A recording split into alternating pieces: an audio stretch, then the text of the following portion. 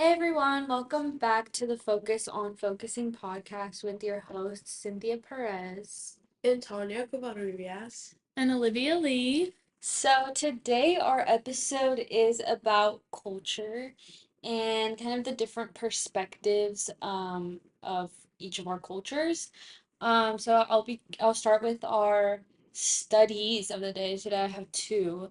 So the first one's really short. I just found a study where 65 participants, including Asian Americans, Black Americans, and Latino Americans, found that racial and ethnic the study found that racial and ethnic minorities showed more public and self-stigma than white Americans when it comes to mental health. And we'll kind of talk about that a little more in depth later.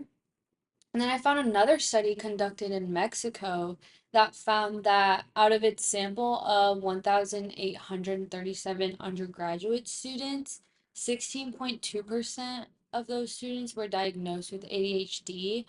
But this one was a little different than what we've talked about before. I know we've mentioned that ADHD is more prevalent in women, but this study found that more males were diagnosed, specifically 22%, than females, where that was 13%.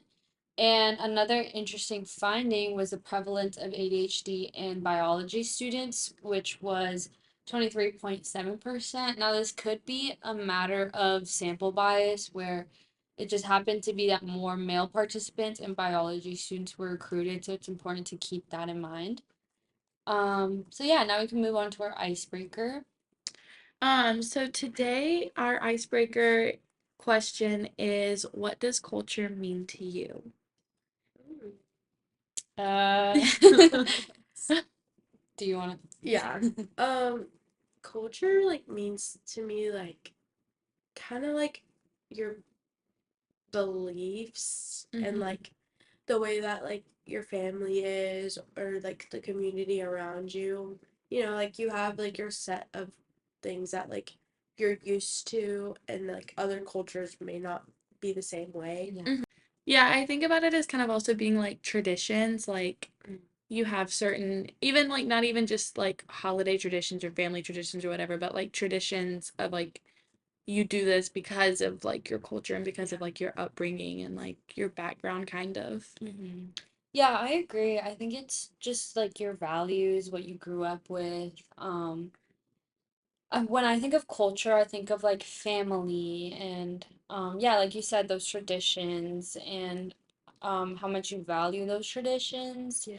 and how you can apply them to yourself and your life and those around you. And yeah, culture just means different things for everybody. I know I'm Hispanic, so that's like a really important like part of my identity. Um so yeah,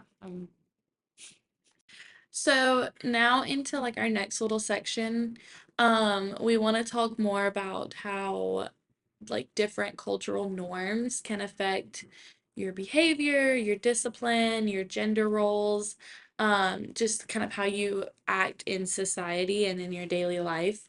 And also, of course, specifically your academic performance, because again, we're talking about ADHD in Yeah. school settings. I'll say on that, honestly, culture does play a big role on any mental health disorder, honestly, and learning disability.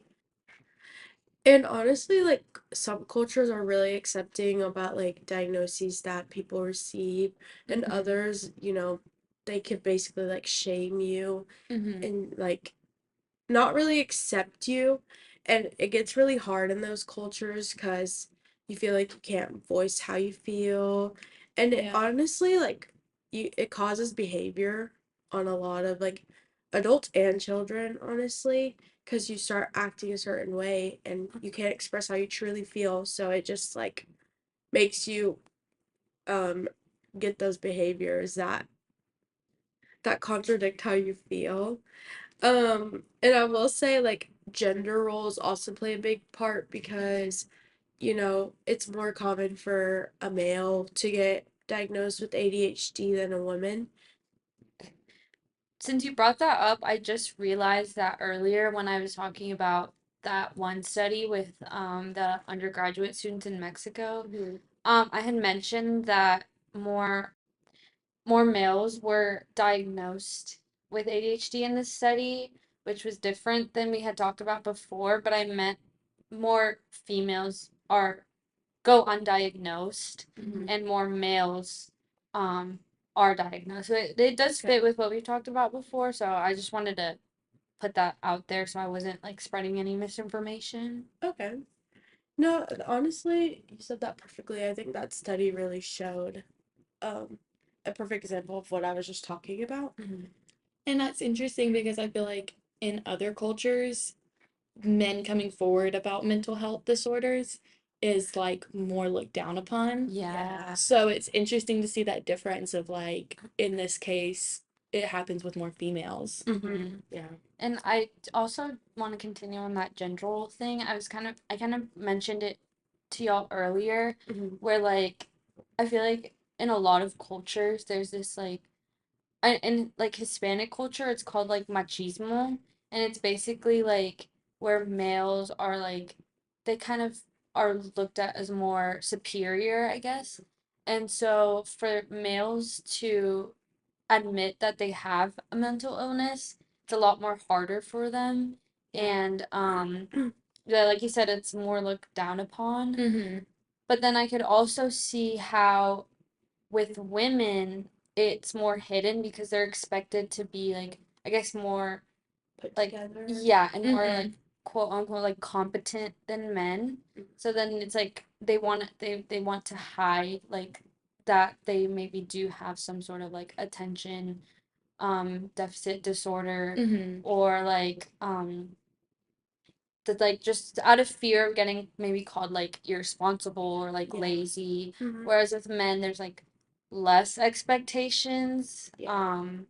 Yeah. I Yeah, agree. just to like piggyback off of you a little Mhm. bit, um, I feel like so I grew up in like very South Georgia, so there was like and in a small rural town, so very like heavily prevalent Southern culture there, and I feel like Okay. in that, um, there's lots of like rules on how women are supposed to act, and you're supposed to be a lady and be ladylike and like be, super modest, especially like with religion being a big thing down there. Like there's lots of rules on how I feel like women are supposed to act, and definitely mental health is not talked about in that. And like Mhm. in those like, like you're supposed to be like this for a man. Like a woman should never have concern her husband with her problems and like all Yeah. this kind of stuff. And Mhm. so I feel like that definitely does go against if you're feeling like you have something you need to like go and get Mhm. checked or whatever, it kind of goes against that. You feel like not as comfortable in that. Right, right. And I'll go off on you because I come from a Hispanic family, and honestly, like when we get to like very vulnerable conversations, everyone kind of like just brushes it off, they Mhm. tell you you're fine, you're being dramatic. Mhm. And like sometimes like when you're younger, you get used to that and you're like, okay, that's how it's supposed to be. I'm not supposed to talk about how I'm feeling or hey, like I really need to go to the doctor to see if I have ADHD. It's very like you want to keep it hidden because you don't want your family to like call you out on it or like even just tell you like you'll be fine. Mhm. Because I don't think anybody really wants to hear that if you're Yeah. feeling already some kind of way. Right. I know definitely it was brushed off a lot of my family when I was younger, and more now, like, they're pretty understanding, but it did take like a while for, everybody, like me and my cousins, to like talk about our mental health to our family. But now they're a little more understanding and we're breaking that cycle of the Mhm. culture. Yeah, I'll say like especially with the older generations, like my grandma, she's been told by doctors that she has like depression, but she refuses to like take any medication for it and Mhm. like admit that she like does have it. Yeah. But I think when I knew that like I wanted to be like a psychology major was because I didn't like I knew that even though they told me that like maybe what I was feeling like was just like, oh, you just have to like I don't know if you would ever tell your mom like, Mom, I don't feel good, and she'd be like, oh, go do chores or like Yeah. go get up Yeah, and like do just brush it something. off. Yeah. Yeah, like I like made it like a priority to like actually do my like own research and like research what I was feeling and like take like what the doctors told me like serious. Mm-hmm. And I feel like since my family saw that and now they see that like this is like an actual like profession and like people go to school for this, like Yeah. I think now they see it as like a more serious thing. Mm-hmm. And they definitely like have learned a lot like through me. And I think they're like that like stigma is just kind of like Yeah. that like wall is kind of being like broken down a little bit more. Mm-hmm. Which is good. We want to And break the cycle. Yeah. right. Mm-hmm. And I'll say, like, as all of us being women, I'm sure we're all used to hearing the whole, like, you're just being dramatic, you're just being Yes. emotional, and it just being written off as, like, oh, it's that time of the month for you, or like, Yeah. you're just being Yeah. more, like, we were just talking about that earlier. Mm-hmm. And that's definitely a cycle and a stigma we need to, like, work to Mm-hmm. reduce because Oh, it's hard to, like, bring up real issues you're having if that's how they're just getting written off. Right, Exactly, yeah. exactly. Um, since we kind of mentioned our cultural backgrounds a little bit, we could just talk about some general points of Western and Latin cultures. Mhm. Do you want to talk about the Western? Yeah, I can. So, just a few kind of like bullet points that we have here. Typically in Western countries, so this includes like the US and Canada, um, there's kind of more high awareness when it comes to mental health, especially recently. There's definitely been an increase of that when you see like influencers, people on social media talking about it more. So that's definitely increased in the past few years, and there's also high diagnosis rates. Um, and then again, kind of there's also more conversations around neurodiversity. There's definitely still some stigma with mental health, but overall in general, I think compared to like years past in other cultures, it definitely is a more like progressing as a topic and like something that people can have conversations about. Mm-hmm. However, there is a criticism of that, of it being kind of almost like too much. And so there's like overdiagnosis or like too much of like medicine being involved, Yeah, like medicalization. prescription. Yeah. Because it can be pretty easy, I know at least here in the US, to get prescribed medication for, ADHD, depression, anxiety. Like we were talking about that in our clinical counseling psychology class, where that's actually like a conversation that's being talked about now, about if that's like if psychologists should be able to prescribe medicine or if that could be too much. Yeah, because I feel like it's not a physical thing that you see. Like Mm-hmm. mental illness, not like a lot of the times it's not a physical things you like. It's more like abstract like concepts. Mm-hmm. Yeah. Yeah. And so yeah, I feel like it could be really easy to like even fake like a lot of Mm-hmm. your symptoms. Yeah. Which is not to say like don't take it seriously, but it's just like it could be easy too. Yeah. Yeah. And it definitely is just kind of very easy to be prescribed medicine. And I know our professor was saying earlier that he actually conducted a study where they saw that many people, given the choice between to do like interventions and like CBT or to take medicine, a lot of people would just choose the medicine Right. because it's kind of a more The like, way out. yeah, and Yeah. like it's more just straightforward, like, okay, I'll do this and this will help me get better, which is Yeah. not necessarily a bad thing. It's just this is kind of like a general statement of how it seems to be in the US. Yeah. Um, for Latin American cultures, it's very family centered and like collectivist focused, whereas like in Western countries, it's more like individualistic. Mm-hmm. So I guess how that could tie into like mental illness is kind of like, um, I don't know, do you have like, I feel like I know what I want to say, but I like want to piggyback off something Olivia said about like getting medication. And I personally did grow up in the United States, so I know how easy it is to get medication here. But, hearing stories from my grandma, my parents, it was hard just to even get like a doctor's appointment, yet alone like get medication for, a diagnosis that you get. So I think that really ties into like the collectiveness based culture that Latin American Latin American cultures are. Mm-hmm. 'Cause like you're so used to like, your family just telling you you'll be fine. You just need to spend more time with your family and like, they're not like, huh, maybe you should get checked out. Like it seems like you do have something. It's not really like well known a family like does that in like Latin America. Yeah, because I will say, like, when I was like, when it was like my like peak, or it was like peak COVID, I think, Mhm. and like so it was like you kind of stuck with your family, Yeah. but there would be moments where like I didn't want to be with my family. I just wanted to like have my time alone. But then like since I wasn't like spending time with them and then I wasn't spending time with like friends or anything, I think that like really like worsened my depression. So then during like that whole moment where like I just wanted to be alone, like my family would be like come out of your room, like come talk to us, come spend time with us. And so I feel like that was like they didn't understand that like maybe I did like need like a little more help than just spending time with them. Yeah.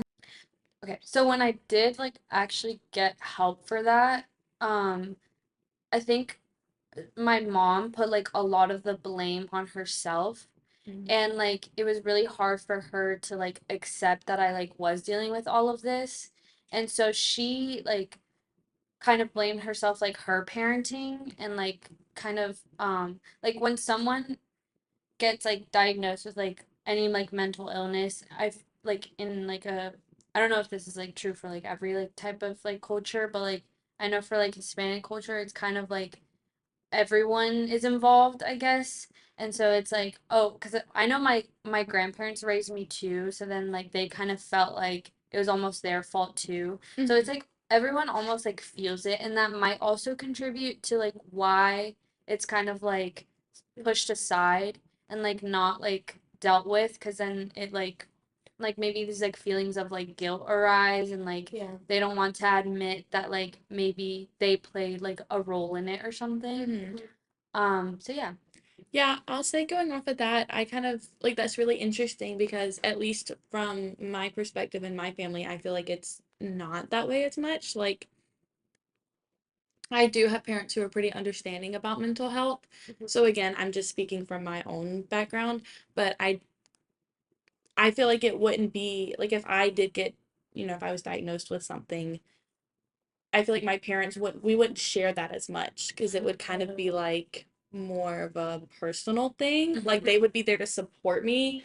And again, I'm kind of like saying this like I guess I don't really know because it hasn't happened, but um we typically don't share like if one of us has an issue, it's not shared like that in the same way. So it's really interesting that you said that it is because I feel like it's more like they're supportive, but it's kind of like, okay, that's your like You're on your own. Yeah. yeah, in a sense. Like not like, oh, like that's Deal with it. like go deal with it. Yeah, like not that they're like pushing me out. It's more just kind of like they're there for support, but that's like really as far as it goes. Like Okay. other than that, it's kind of like, well, are you going to therapy? Are you doing what you need to do to like get this better for yourself? Like that kind of stuff. Yeah. Yeah. See that. So that brings us to our treatment and support and kind of the differences across different cultures. Um, for like I know my grandma, she's really into like homemade remedies like you had mentioned earlier. And kind of like herbs, and like I don't know if you've seen this or like if your family does like that egg wash, like Yeah. the so basically, if for those who don't know, uh there's this like do you know like the evil eye? I know from what you've told me. Yeah, That's really about it. it's like kind of like a curse basically, and like Uh-huh. someone could like they don't know they're giving you the evil eye, but like they could be like really envious of you. Yeah. And so then that kind of is like the evil eye. Mhm. And so like my grandma believes that like someone could give you the evil eye, and then like if you do like this like cleanse where you like break an egg, like into like a glass of water, and Mm-hmm. like depending on like how it like separates, and if there's like peaks, that means like you have the evil eye, and you kind of have to like go and like get that like treated. I don't know how you get it treated though, like Did you go to like some spiritual person? yeah. Wait, that's so It's interesting. a I've whole never heard thing. this. Yeah. Yeah, and like some, sorry, were you gonna Like say? you can finish. I was just gonna say, like, so if you're like, maybe there's like, you have like depression, like symptoms, or like some Mhm. sort of like symptoms, um, then like, I don't know, someone could like have basically like given you that, like quote Mm-hmm. unquote, like giving you that through like the evil eye, and like, yeah. A lot of like older generations, they believe anything spiritual. Mm-hmm. So when you like have something that's not common in their eyes, Mm-hmm. they automatically go to that. Mhm. So they start telling you, okay, we'll go to like a spiritual person, go get a Mm-hmm. cleanse. But it's like it's not something you can cleanse, you know? Mm-hmm. It's a genuine like issue that you're going through. Right. Yeah. So I do like I know my grandma, she like relies on spiritual people and you know, I'm some of the things she's told me, I'm like, that is pretty impressive, but like Yeah. sometimes I'm like, is this a little too far? Like, Yeah. I don't think it could solve all your problems, and I think it's just mental for her. Like, Mm-hmm. as soon as she goes there, she's fine. And I'm like, Mm. It could be eh, like placebo. Kind of yeah, like, yeah, yeah, placebo yeah. effect. Mm-hmm. Yeah, because I feel like it's also like the amount of medication that's like prescribed here in the US is like very different from like I've heard like people like living longer in like other countries like outside of the US just because of like quality of food, and like Mm-hmm. also like the amount of Mm-hmm. like the like less amount of like medication that they take. Mm-hmm. So I think that's also like another interesting thing. Like goes back to like, are we over diagnosing, like what is it, the medicalization? Yeah, like prescribing too much or making it Uh-huh. too easy. Yeah. Yeah. So I don't know. I feel like there could be benefits from like both like traditional healing practice and medication. Mm-hmm. Um, I guess it's just a matter of like integrating like both and like finding out like what's like best, and Yeah. like when it, like you said, like when it's like too far or like too much. Mm-hmm. Mm-hmm. So we want to also talk about a misconception, specifically since we're looking at Western countries and Latin American countries. One is that ADHD is a Western invention. Um, and I'll just say I think part of that comes from over here in the US, like ADHD is so talked about and like kind of generalized. I mean, like I remember like learning about ADHD when I was in like elementary school, low key. Like Yeah. they would have us do like tests or whatever. Like I feel like it's talked about for a while and maybe not in like the scope that it should be or in the way that it should be, but like it is at least talked about. Oh, Hmm. okay. And so I feel like maybe to other countries that's like different and kind of brings in this misconception because it's not as spoken about Mm-hmm. over there. Yeah. And I did kind of like look it up because I wanted to just like make sure that I was talking about this correctly. Yeah. Um, so I mean, many like I think another place that it stems from is many ADHD medical literature. ADHD related literature was published over here from like as early as the 18th century. So again, kind of that statement of like it's just been talked about here for a long time. Yeah. And there is kind of more of that as we've been talking about the whole this whole episode of more of that like higher diagnosis and like even possibly overdiagnosis, but like Mm-hmm. that's more of a general thing. Um, Yeah, I think that wraps everything up pretty nicely. Just differences in like how spoken about like mental illnesses. Mm-hmm. And yeah, more just because it's more common in like Western cultures doesn't mean that it's like that's like the fact, and it's mhm. like more like Western countries just happen to have more ADHD. It's just a matter of like how spoken about it is. Um So yeah, that's why it's important to just look at not just ADHD, but just mental health in general. Just look at it through different lenses and different cultural lenses. Just kind of having empathy of or being like empathetic, is that the right word? Empathetic Yeah. of different cultures, and just how someone who grew up in a different culture may interpret, um, like any type of mental illness, and Mm-hmm. that doesn't necessarily mean you're right and they're wrong, or you're wrong and they're right. It's just again what their values are, what they grew up Mm-hmm. learning, and what kind of culture they were raised in. Yeah.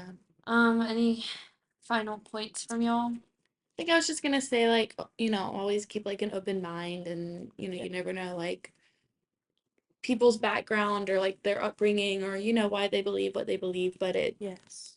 it's important to them. Mhm. So you should always have an open mind just going into Yeah. those conversations. Yeah. And it's okay to break the cycle. Like, Mhm. Yeah. the way you were raised, if you know in your heart that's not how you feel, break that cycle, go get the help that you need. Don't Mhm. listen to whatever everybody else has to say. Mm-hmm. It causes a lot of barriers in your mental Mhm. health and on in the outside world for yourself. Yeah. So I will say, just listen to yourself, what your Yeah. heart says, what your mind says. Yeah. And we want y'all to also share your own experiences. Maybe like leave a comment down below if you're listening to this on YouTube. And just share your own cultural experience. We would love to read those and even possibly share those in a future episode. Yeah. But yeah, so our next episode is gonna be really fun. I think we're trying to um kind of invite like students in our university to talk about their experiences. Mhm. Um, we're still not sure if that's gonna happen yet, but we're really, really hoping. So I'm just gonna put it out there. Just Yeah. if you guys Yeah. want to listen to that. Yeah, I think that kind of concludes everything. And yeah, see y'all. We'll see y'all next time. Bye.